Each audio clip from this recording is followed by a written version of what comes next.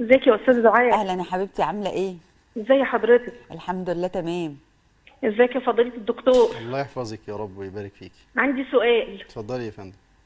انا الحمد لله رب العالمين مع زوجي، الف حمد، يعني الحياه بينا تمام وهو خير جدا وكويس معايا ومحترم.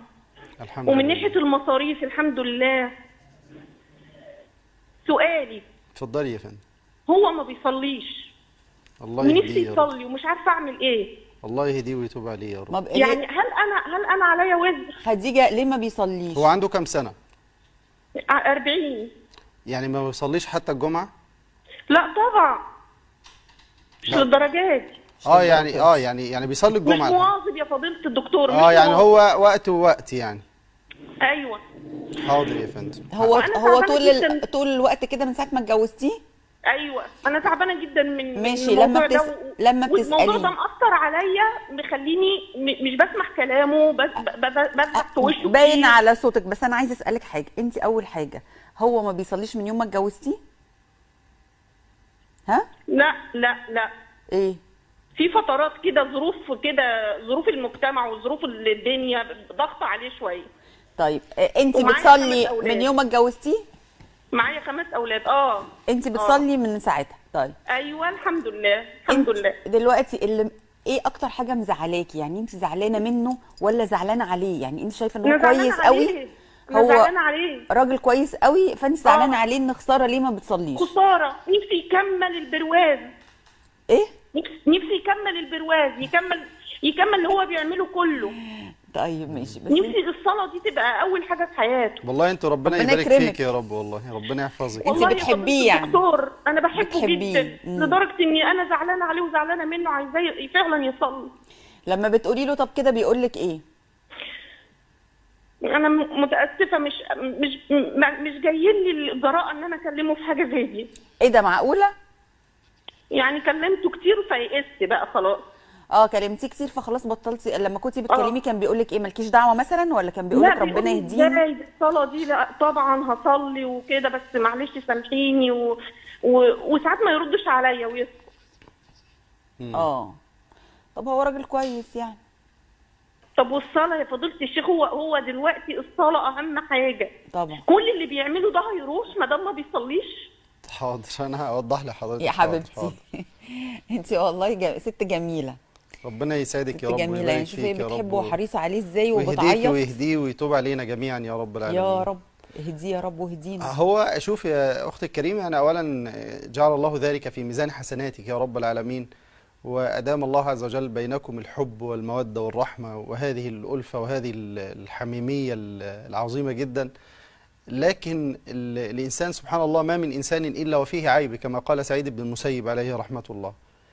لكن ده عيب كبير بالمناسبة، إن هو الإنسان يترك الصلاة أو يؤخر الصلاة عن وقتها. تخيلي إن هو ربنا سبحانه وتعالى قال فويل للمصلين الذين هم عن صلاتهم ساهون.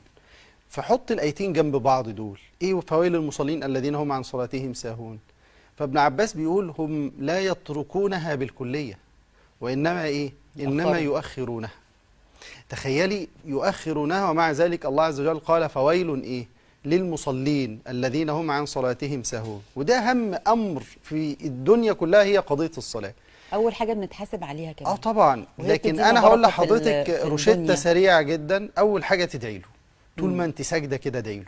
صدقيني والله انت بتقربي المسافات بالدعاء. لما تقومي انت وانت بتصلي في وقت السحر كده، بس عاوزك تعملي حاجه وانت بتصلي وهو نايم، اسجدي، حاولي علي صوتك وانت كده، يا رب اهدي زوجي، يا رب، يا رب خليه يصلي، يا رب، يا رب انا بحبه فمحتاجه اللي انت كمان تحبه، يا رب، يا رب. حاولي على طول كده لدرجه اللي خلي زوجك يسمع. اول ما هيسمع الكلام ده اولا هيطير بيكي فرحا. الحاجه الثانيه هيتكسف.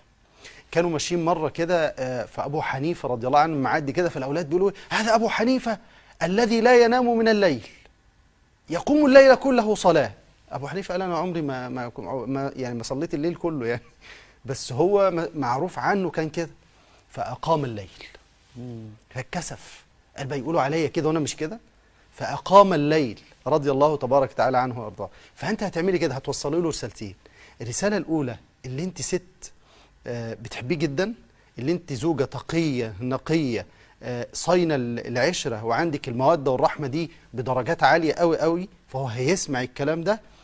الحاجة التانية الرسالة هتوصل ان هو انا وحش قوي، انا ليه ما عملتش كده، مقصر، انا مقصر قوي. خصوصا هي بتقول، هو بيقول ساعتها انا مقصر. ايوه، فانا هرجع ايه لربنا سبحانه وتعالى. الحاجة اللي بعد كده قولي له كده، ولادك ال5 اولاد، ما اعرفش بقى اولاد ايه، محتاجين ان هم يتعلموا الصلاه. ده تصدق الولد مش عارف يقول كذا كذا في الصلاه، ده مش حافظ حتى التشهد، ده مش عارف يعني ايه لو غلط، ما تيجي نعلمه. فيقول لك طب علميه انت، بالله عليك انت الكبير. وسيدنا النبي قال قولي له كده، وسيدنا النبي قال كلكم راع وكلكم مسؤول عن ايه؟ عن رعيته. محتاجين كلنا كده نبقى في الجنه ان شاء الله بالطريقه دي، واحده واحده ان شاء الله. يعني ان شاء الله يعني سيعود الى الله تبارك وتعالى ويناديه ربه من قريب: لبيك لبيك لبيك عبدي. ربنا يهدي يا رب.